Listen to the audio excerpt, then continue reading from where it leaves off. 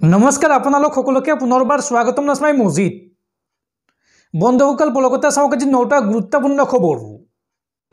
প্ৰথমটো খবৰ সংসদত দাখিল কৰা হল 2025-26 বিত্তীয় বৰ্ষৰ কেন্দ্ৰীয় বাজেট আৰু এই বাজেট দাখিল কৰিলে কেন্দ্ৰীয় বিত্তমন্ত্ৰী নিৰ্মলা সীতাৰমণে। এইবাৰৰ বাজেটত কি সামগ্ৰীৰ দাম কমিল চাও আহক। কি সামগ্ৰীৰ দাম কমিল এইবাৰৰ বাজেটত। 34 বিধ জীৱনদায়িনী ঔষধৰ দাম কমিব। লগতে 6 বিধ জীৱনদায়িনী ঔষধত থাকিব 5% শুল্ক। 34 বিধ জীৱনদায়িনী ঔষধৰ দাম কমিব। লগতে দাম কমিব চিকিৎসা সামগ্ৰীৰ। কেন্সাৰৰ দৰে দুৰাৰোগ্য ৰোগৰ ঔষধৰ দামো কমিব। লগতে LED LCD টিভিৰ দাম কমিব। আৰু ইলেক্ট্ৰিক গাড়ী আৰু মোবাইলৰ বেটাৰীৰ দাম কমিব। চামৰাৰে নিৰ্মিত সামগ্ৰীৰ দামো কমিব। লিথিয়াম আইৰণ বেটাৰীৰ দাম কমিব। সাগৰীয় সামগ্ৰীৰ দাম কমিব।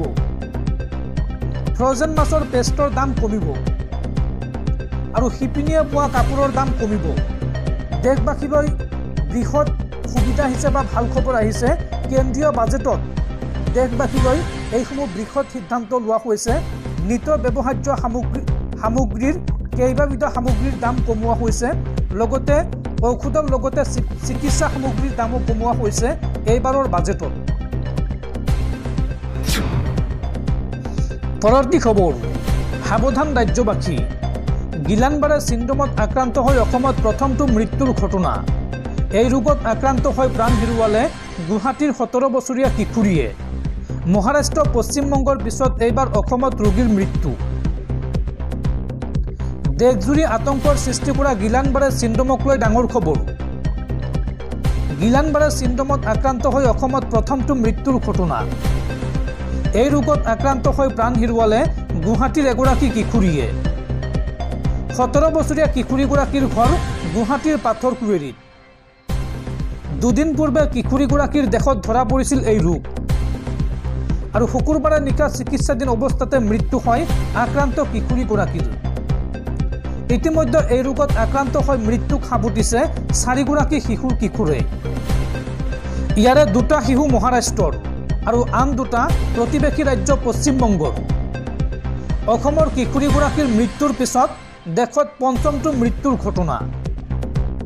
দেশজুৰি বহু শিশু কিশোৰ আক্ৰান্ত হৈছে গিলানবাৰে চিণ্ড্ৰমত। দেশত শুকুৰবাৰ পৰ্যন্ত 140গৰাকীৰ শৰীৰত এই ৰোগৰ সংক্ৰমণ পোৱা গৈছে। শ্বাস প্ৰশ্বাসজনিত সংক্ৰমণে দেখা দিয়ে এই ৰোগত আক্ৰান্তৰ শৰীৰত। খাদ্যনলীৰ সংক্ৰমণ হ'লেও দেখা দিব পাৰে গিলানবাৰে চিণ্ড্ৰম। এই ৰোগত আক্ৰান্ত হ'লে দুৰ্বল হৈ পৰে মস্তিষ্ক আৰু মেৰুদণ্ডৰ স্নায়ু। আৰু কেইঘণ্টামানৰ ভিতৰতে পক্ষাঘাত আৰম্ভ হয় ৰোগীৰ শৰীৰত।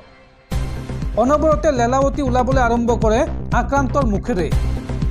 আৰু কিছু সময়ৰ ভিতৰতে আৰম্ভ হয় উশাহ নিশাহ লোৱাত অসুবিধা। গতিকে আপোনাৰ শৰীৰত যদি এইসমূহ লক্ষণে দেখা দিয়ে ততালিকে চিকিৎসকৰ পৰামৰ্শ গ্ৰহণ কৰক। পৰৱৰ্তী খবৰ বাজেটত আয়কৰক লৈ ডাঙৰ ঘোষণা। এতিয়াৰে পৰা বছৰি 12 লাখ টকালৈকে দিব নালাগে আয়কৰ।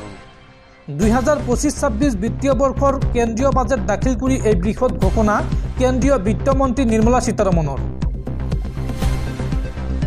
বাজেটত আয়কৰক লৈ ডাঙৰ ঘোষণা। এতিয়াৰে পৰা বছৰি 12 লাখ টকালৈকে দিব নালাগে কৰ আৰু 12 লাখৰ পৰা 15 লাখলৈ দিব লাগিব মাত্ৰ 15% আয়কৰ। 2025-26 বিত্তীয় বৰ্ষৰ পূৰ্ণাংগ বাজেট দাখিল কৰি এই বৃহৎ ঘোষণা কেন্দ্ৰীয় বিত্তমন্ত্ৰী নিৰ্মলা সীতাৰমণৰ। দৰ্শকসকল আৰু বহুতো গুৰুত্বপূৰ্ণ খবৰ আছে। তাৰ আগতে আপোনাক জনাওঁ যে যদি আপুনি এতিয়ালৈকে এইটো ভিডিঅ'ত লাইক কৰা নাই তেন্তে এতিয়াই ভিডিঅ'টোত লাইক কৰি দিয়ক। আৰু এনেকুৱা ধৰণৰ ভিডিঅ'সমূহ নিতৌ চাবলৈ চেনেলটো ছাবস্ক্ৰাইব কৰি কাষত থকা বেল আইকনটো প্ৰেছ কৰি ৰাখক। পৰৱৰ্তী খবৰ এইবাৰ হিন্দু শিক্ষকে পলুৱাই নিলে মুছলমান সম্প্ৰদায়ৰ ছাত্ৰী। 6 মাহ পূৰ্বে বিবাহ কৰা শিক্ষক প্ৰাঞ্জল কুমাৰে পলুৱাই নিলে এগৰাকী মুছলমান সম্প্ৰদায়ৰ দ্বাদশ শ্ৰেণীৰ ছাত্ৰী। আৰু আন ধৰ্মৰ ছাত্ৰীক পলুৱাই নিয়া কাৰ্যক লৈ এতিয়া ক্ষুণ্ণ হৈ পৰিছে স্থানীয় ৰাইজ। এইবাৰ হিন্দু শিক্ষকে পলুৱাই নিলে মুছলমান সম্প্ৰদায়ৰ ছাত্ৰী। সভ্য সমাজক লজ্জানত কৰিলে মঙলদৈৰ এগৰাকী শিক্ষকে। পূৰ্বে বিবাহিত লম্পট শিক্ষক প্ৰাঞ্জল কুমাৰৰ কুকাণ্ড। দ্বাদশ শ্ৰেণীৰ এগৰাকী মুছলিম ছাত্ৰীক পলুৱাই নিয়ে শিক্ষক প্ৰাঞ্জলে। দৰং জিলাৰ মঙলদৈৰ এখন বালিকা বিদ্যালয়ৰ শিক্ষক প্ৰাঞ্জল কুমাৰ 30 জানুৱাৰীত নিজ বিদ্যালয়ৰে এগৰাকী ছাত্ৰীক পলুৱাই নি বিপদত এতিয়া প্ৰাঞ্জল। ছাত্ৰীগৰাকীৰ পৰিয়ালে মঙলদৈ থানাত দাখিল কৰে এজাহাৰ। অৱশ্য এজাহাৰৰ পিছতো আৰক্ষীয়ে ব্যৱস্থা গ্ৰহণ নকৰাৰ অভিযোগ। ফলত স্কুলৰ চৌহদতে প্ৰতিবাদ সাব্যস্ত কৰিলে ভুক্তভোগী যুৱতীগৰাকীৰ পৰিয়ালৰ লোকে। লম্পট শিক্ষক প্ৰাঞ্জলক আটক কৰি উপযুক্ত শাস্তি প্ৰদানৰ দাবী। আৰু প্ৰাঞ্জল কুমাৰে 6 মাহ আগতে বিয়া কৰাইছিল অন্য এগৰাকী যুৱতীক। কিন্তু পত্নী থকাৰ পিছতো ছাত্ৰীক পলুৱাই নিয়াক লৈ এতিয়া গৰিহণা দিছে দৰং জিলা ছাত্ৰ সন্থাই। পৰৱৰ্তী খবৰ, ৰাজ্যৰ লাখ লাখ চৰকাৰী কৰ্মচাৰীলৈ ভাল খবৰ। এতিয়াৰ পৰা তৃতীয় আৰু চতুৰ্থ বৰ্গৰ চৰকাৰী কৰ্মচাৰীয়ে দিব নালাগে 1 টকাও আয়কৰ। ব্যক্তিগত খণ্ডৰ কৰ্মচাৰীয়েও মুক্তি লাভ কৰিব আয়কৰৰ পৰা। মাহিলী 1 লাখ টকাতকৈ কম দৰমহা হ'লে দিব নালাগে 1 টকাও আয়কৰ।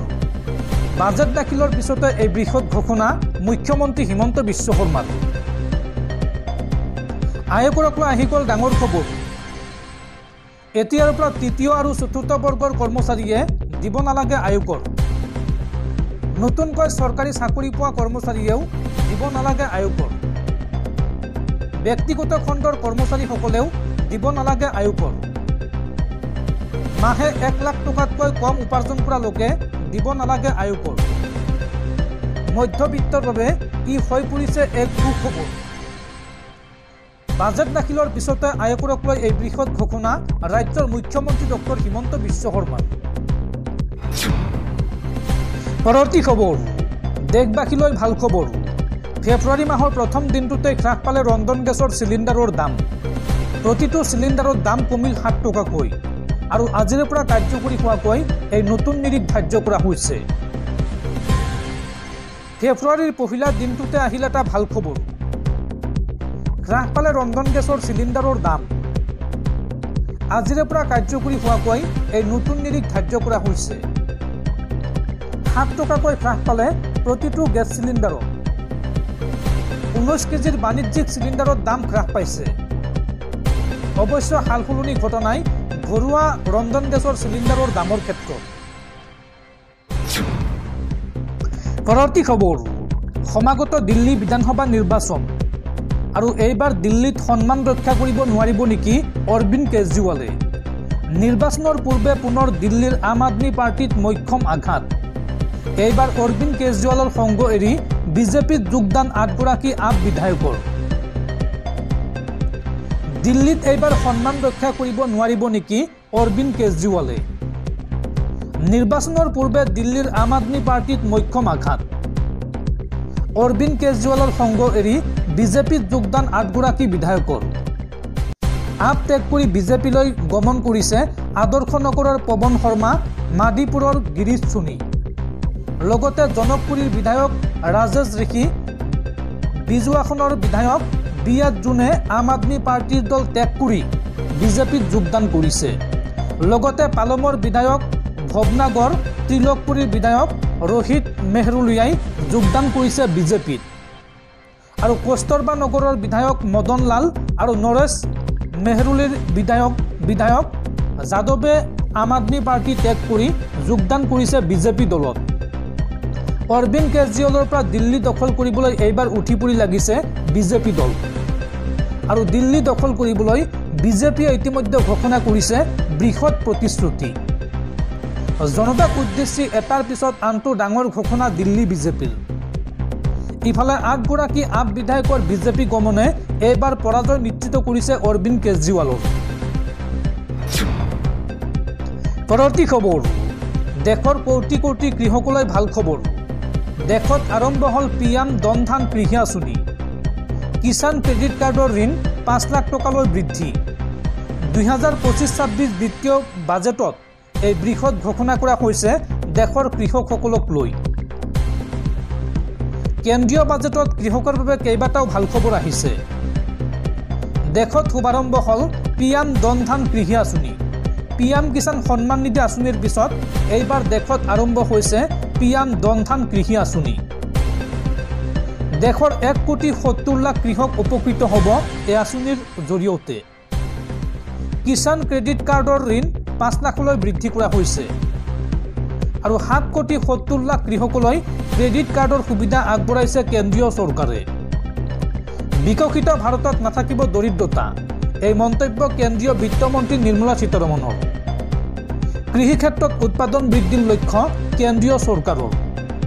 এইদৰে কেন্দ্ৰীয় বাজেটত কৃষকৰ বাবে কেইবাটাও ভাল খবৰ আনিছে মোদী চৰকাৰে।